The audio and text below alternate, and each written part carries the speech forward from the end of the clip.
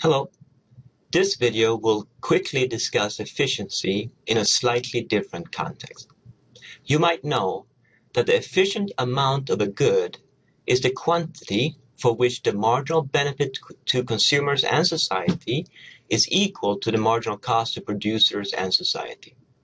That is, in a perfect world, the efficient amount is found by the intersection of demand and supply.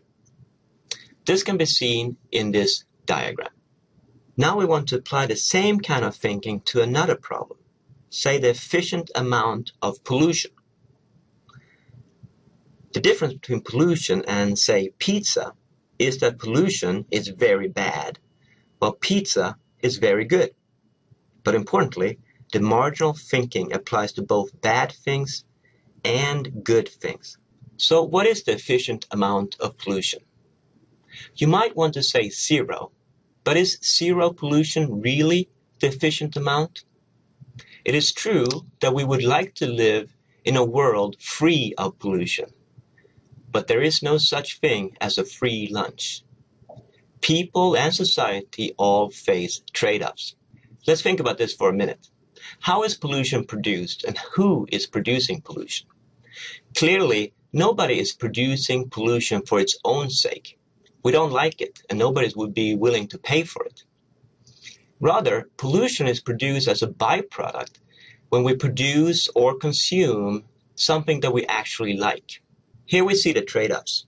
In order to eliminate pollution, we have to do less of something that we actually like and value. The only way to have zero pollution is to have zero production and consumption. Clearly, zero pollution is not a good thing. But if not zero, what is the efficient amount of pollution? Well, like everything else, the efficient amount of pollution is the amount for which the marginal benefit of pollution is equal to the marginal cost of pollution. The marginal benefit of pollution is the goods produced and consumed as pollution is created. The marginal cost of pollution is the harm done to people and the environment as pollution is created. In particular, if the marginal benefit of pollution is greater than the marginal cost of pollution, that is, we value at the margin the goods produce more than we value the environment, then we should create more pollution. That is, we should produce more and consume more goods. But if the marginal cost of pollution is greater than the marginal benefit of pollution, then we should create less pollution.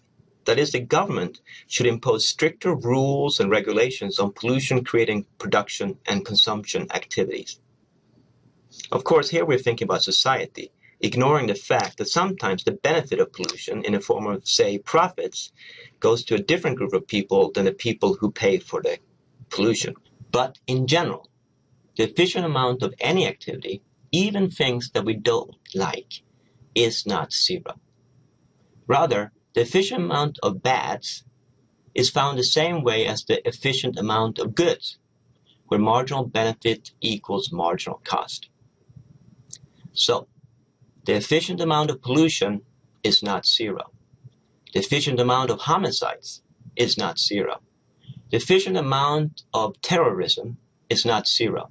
The efficient amount of death due to driving is not zero. Think about it. Thank you.